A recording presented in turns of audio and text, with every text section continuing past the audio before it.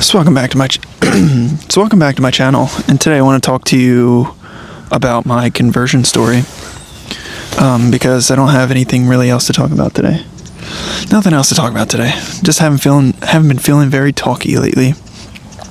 But so my conversion story, my conversion story is one of a converted heart, not as much as a intellectual thing, intellectual convincing. It was more of a over and over and over again, I don't want to say mystical experience, but a spiritual experience of some kind. And it was constant. It was like what I'm saying is these experiences that would happen to me were like all the time, and that was why I came to my senses after a long time. And the weird part is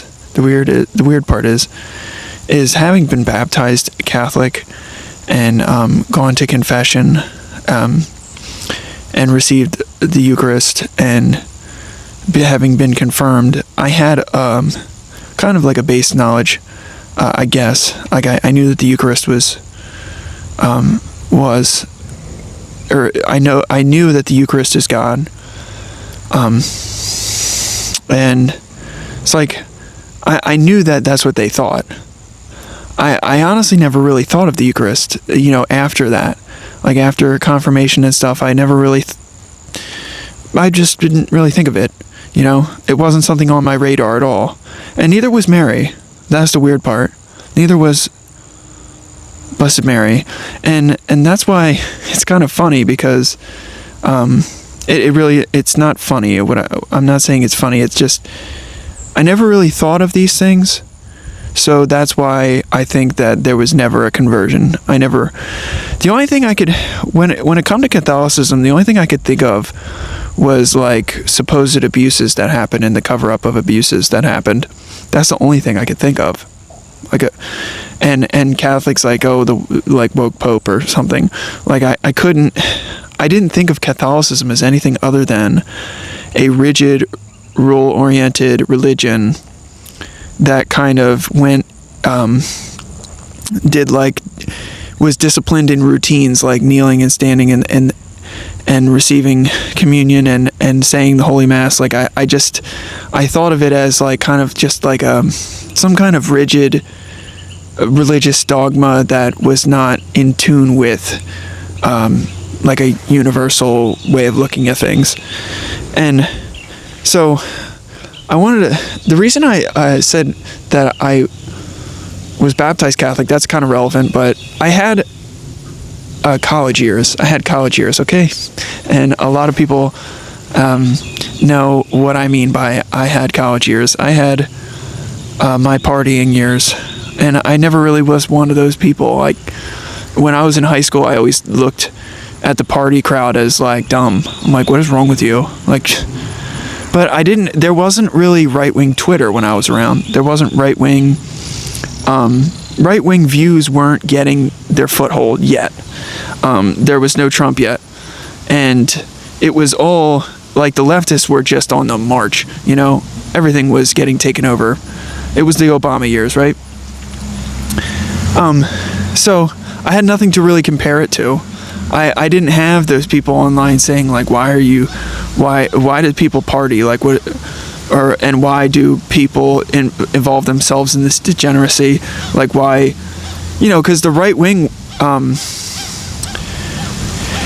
millennials really got it going around 2022 and 2023. That was when it really started going. I feel like Gen Z was more based before that, and then suddenly the millennials come around. But anyway, point is, I had these thoughts out of the gate. It was kind of like I knew that lifestyle was stupid, but yet I just wanted friends, and that's all they did, so that's what I wanted. That's what I just wanted, friends. So that's why I started doing it. And I saw the allure after a while, and I partook in the different trappings of the party lifestyle. I still was able to get a college degree, but I just didn't apply myself that well, and it was a lot of partying in those years. And so everything suffered, like everything that I did suffered, whether it was relationships or sports or academics, my internal life, everything was a mess, except for the only thing I had really going for me was that I was disciplined in the gym. Like, I was a good gym goer. Not that terrible of an academic student. Not terrible, not great. So where was I at with this? So what I'll say is, I had those sinful years, and the thing that brought me back, I think, was that I was constantly looking. I knew something had to do with demons. I just knew it had something to do with demons, and the demonic. And the weird thing is I came across a lot of New Age stuff that claimed to be able to fight demons. That was what I was after. There was a specific online creator that was all about mantras, and somebody might know who I'm talking about, but all about them. And I was really interested in this person because I liked that person, and I liked what they were doing, and they were all about these mantras that were able to fight demons. It was all about getting the demonic out of your life, and but that's the problem that I eventually come up across, is that people were telling. I had my aunt. I remember this was actually one of the turning points. Is my aunt, as I was posting stuff about the Hindu religion or New Age stuff, like people, I don't know what they thought of me, but I know that for one thing, my aunt commented on one of my things and said, "No strange gods before." It's the first commandment. You shall not worship any strange gods. And so I kind of knew all that stuff was true in my heart of hearts. Like, I just kind of knew. Like, I can even remember talking to my brother, and he would say, I remember this specific moment where he was talking about my parents and talking about my mom, and saying, like, sometimes they're really good and sometimes they just go really mean on me. And I was like, well, you have to think, like, on the cross, like, Christ said, forgive them, they do not know what they're doing. Like, forgive them, they don't know what they're doing. A final prayer for mercy from the Father. And so, like, what I'm saying is like, I was interested in getting rid of demons, and I did believe in forgiveness, and I realized that I had done something wrong. I knew that there was sin in my life, because when the right wing started to take over, like when Trump got elected, and there was a lot of stuff, the SJW battles, the meme war stuff, and Trump, like, trying to get his agenda through, people were talking about abortion and stopping that process, that practice, or that horrible sin in this country. They were talking about getting rid of that, and I was always like, that's good. I like that. Something about these Christians, I like them. It's like, how ignorant could how just out of touch, like, because I didn't realize that. Well, I was Christian. I'm baptized Catholic. What is this? A confirmed Catholic. What am I doing? Of course I love the Christians, but so yeah, I was looking for help with the sins in my life, and looking for to get rid of the demons in my life, because there was a lot of, like, really vicious things happening around me. I was kind of becoming a vicious person too, and so I wanted to help that. And so I was looking to New Age and that kind of stuff to help me with that, but it never did. It was. But the one thing that was with that is right-wing politics. Like, I was really into finding out what is the truth about the left-right paradigm in this country, and who really controls things, and what is the right way for things to be controlled. Because I know I come from a semi-rural neighborhood and a pretty conservative town, and pretty conservative town. So I grew up around right-wing people, and I lived in a right-wing, like a relatively Christianized way of life. So I knew what was good. I know what was good about this life that we have going on, and I didn't want that to go away. Like, why should it go away? I understand what the Antifa type is like, the communist, socialist. Like, I see these other countries, and I don't want that. I don't want the corruption. I don't want the sinfulness. People with, these the septum rings and the green hair and tattoos and weird clothes, like just like pornography and like all that junk. Like, no thanks. Like, I don't want anything to do with that life. So I guess that's kind of where I started to come back, is realizing, like, I guess I am kind of already Christian in a way. Like, I'm coming to realize that I'm a conservative. I view things in a conservative way, and like a right-wing kind of way, and I have like a Christian way of looking at things, right? So I guess that was when it all became okay. So I started this. That's kind of like the mental side of things, like but the spiritual side of things. I used to have dreams, and I've told multiple people this, but I had a specific dream. I had a specific dream where I woke up and I felt as if the Lord was saying to me, Jesus, the Lord, was saying, this is going to lead you to hell. Like, what you're doing, this lifestyle that you have right now, you're going to hell. Like, this isn't good. And so, like, I asked him, like, if Jesus, if you're out there, like, if you're real, please, I need you. Like, I need you to come into my life. Like, if you're real, if you love me, please come into my life. And from there, I noticed that I started taking a liking in Christian songs. Especially, there was a specific Catholic, Dan Schutt, his music. Like, I liked all the old stuff that reminded me of church when I was little. I liked that type of thing. I started desiring it. Like, I just wanted to listen to it and remember. And they were talking about, like, this one specific song I really loved, and there's no greater love as blessed as this, to lay down one's life for a friend. That's beautiful to me. And what was the other one? I found the treasure in a field. I loved that one. And then there was a song that came, I started listening to, and it was like, I used to just mellow out to this music. It's just so, like, soothing. And there was something, it was called Look to Christ to be your light, follow. And I just felt like my footsteps were getting stronger, and like my path, my sense of knowing that I was on the right track was increasing the more I listened to this music and kind of took part in like the Christian nationalist type thing. Like, I remember at one point I was like, you know what, I don't like, my knee doesn't bow before Christ. Like, I don't bow before anyone, because I just don't believe in that.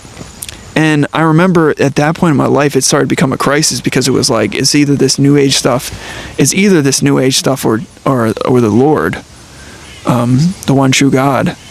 And eventually, like I say, I had this dream, like, the Lord saying, like, this isn't gonna work. Like, I can't, this isn't gonna work. And I would wake up in the middle of the night with these, like, night terrors, like these horrible, like, demonic dreams.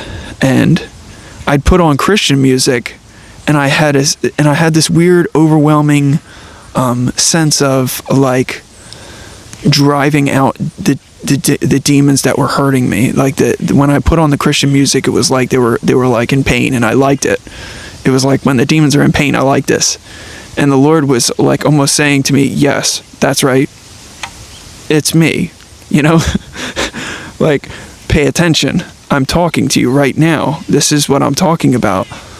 And you know what's the weird part? Is I have like this thing called schizoaffective disorder, so I go into like psychosis sometimes. And in my psychosis, sometimes I felt like I was in one-on-one with the Lord, like telling me, I like this. You know, I'd be looking at like something right-wing, like, you know, something nationalist type or like politically on the right. And he'd be like, yes, that's right. It's like a one-on-one thing. He's like, yes, that's right. I love that. I hate that.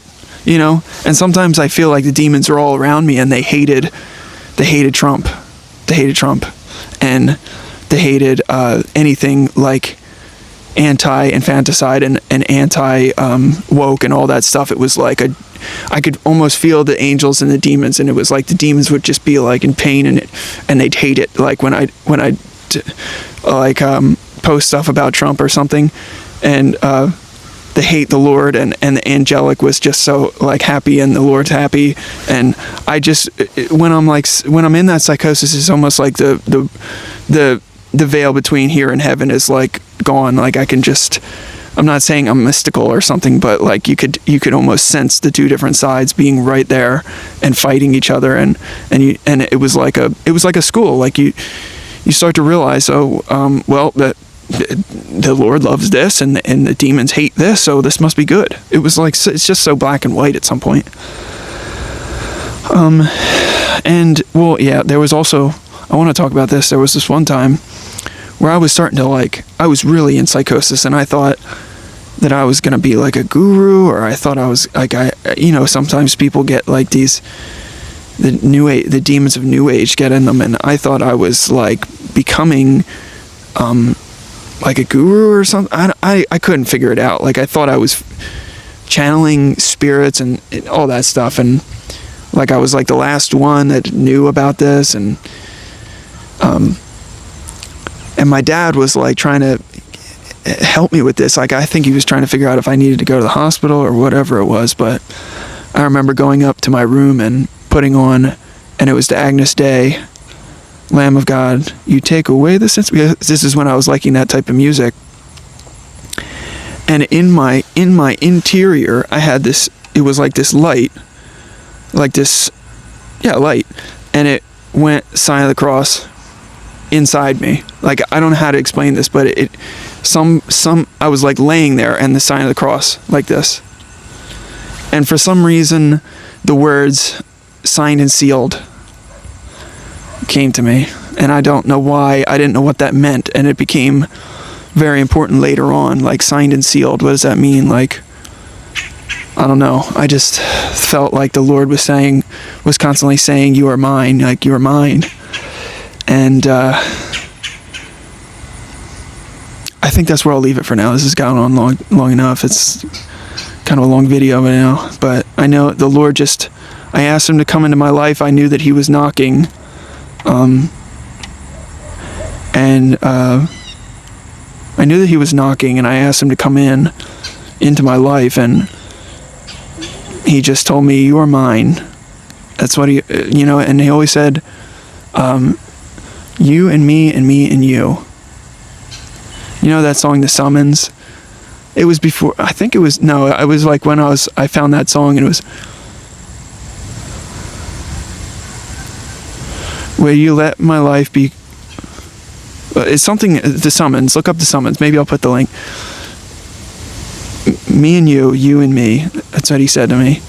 And I said, from here, and it was a great love, like an overwhelming compassion and mercy, and I just knew from that day on, he was always with me, and I just made like a dedication in that moment. I said, my life is now yours. Like, I surrender. It's over. You have made it too obvious, and now I've come to realize that my efforts, you love my efforts, and you're right here right now telling me that I'm yours, so I'll never walk away. That's how it was. So that's 20 minutes. Appreciate you listening to this video. Peace.